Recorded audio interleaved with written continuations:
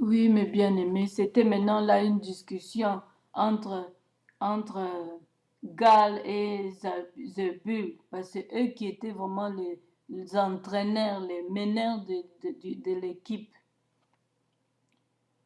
Et ils étaient considérés là-bas comme des bandits. Or, ce n'étaient pas des bandits.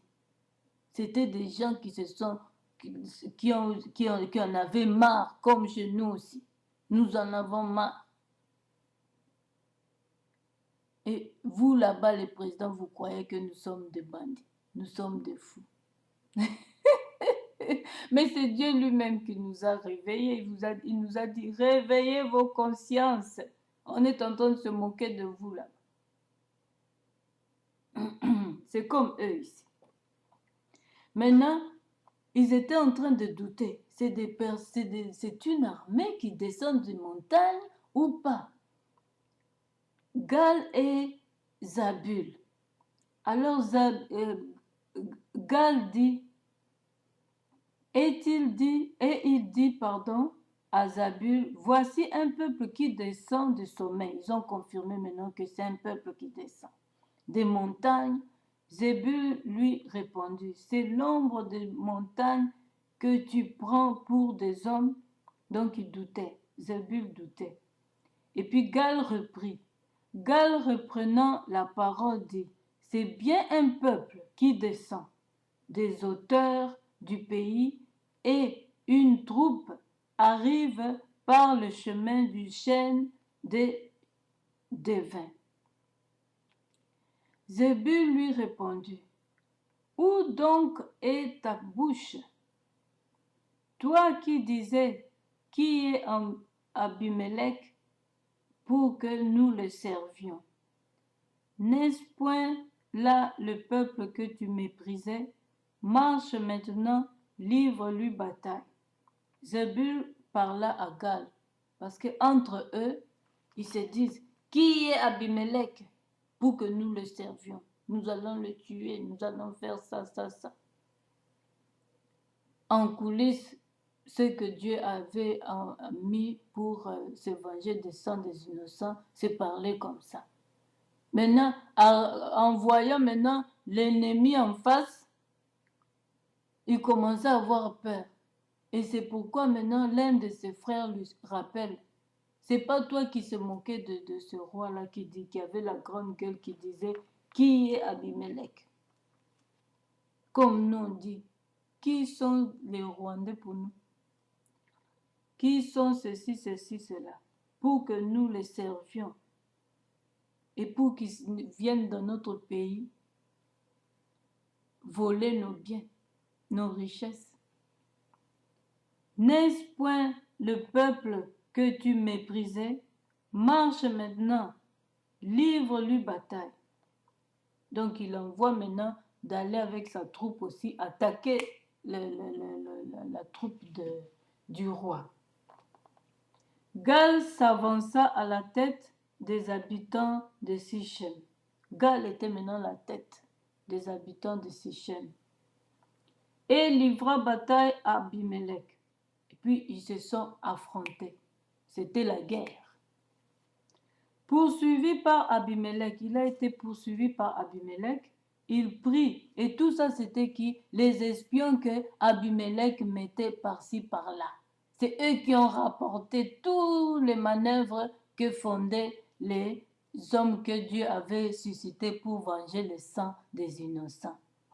Et ces gens-là, ces espions-là, comme nous on dit, les collabos, ils étaient parmi les peuples que Dieu avait suscités pour venger les sangs innocents. Et ils ont pris toutes les informations et ils ont annoncé cela au roi pour que le roi maintenant se venge contre eux. Alors,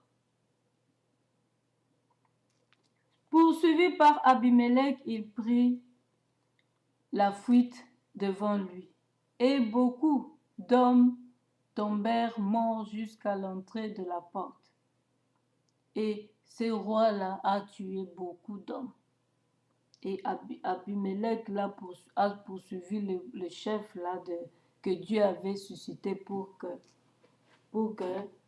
il puisse venger du sang des innocents, alors il s'est enfui. Abimelech y a pris la fuite, ils prirent la fuite devant lui et beaucoup d'hommes tombèrent morts jusqu'à l'entrée de la porte. Donc beaucoup de décès, il y avait beaucoup de décès. Abimelech s'arrêta à Ruma et Zébul sacha Gal et ses frères qui ne purent rester à Sichem. Zébul et Gal, ses frères également, qui ne purent rester à Sichem. Ils ne pouvaient plus rester là-bas à Sichem. Les têtes là qui devaient s'aimer le désordre pour tuer le roi. Le lendemain, le peuple sortit dans la campagne. Abimelech qui en fut informé.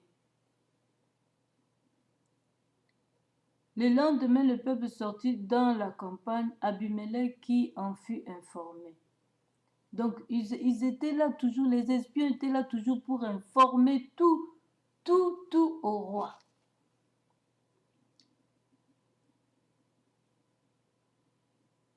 Alors, prit sa troupe, la partagea en 3 corps et se mit en embuscade. Ils se sont encore mis en embuscade pour attaquer la troupe du roi toujours. Ayant vu que le peuple sortait de la ville, il se leva contre eux et les battirent.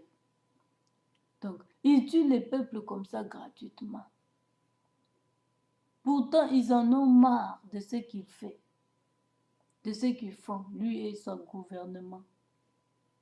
Mais ils sont là toujours pour les tuer, parce qu'ils se sont levés, ils ne veulent plus de lui. Parce que le peuple seulement dit que je ne veux plus de toi. Ils veulent maintenant les éliminer. Abimelech et les corps qui étaient avec lui se portèrent en avant et se placèrent à l'entrée de la porte de la ville. 2 de ces corps se rejetèrent sur tous ceux qui étaient dans la campagne et les battirent. Ils ont encore tué les innocents, le peuple, quoi, qui se soulevèrent contre lui. Abimelech attaqua la ville pendant toute la journée. Il s'en empara et tua le peuple qui s'y trouva. Donc il tua Abimelech, tuait tout le monde qui y avait, tout ce qu'il trouva sur la surface. Il ne laisse même pas une seule personne. Nous allons continuer.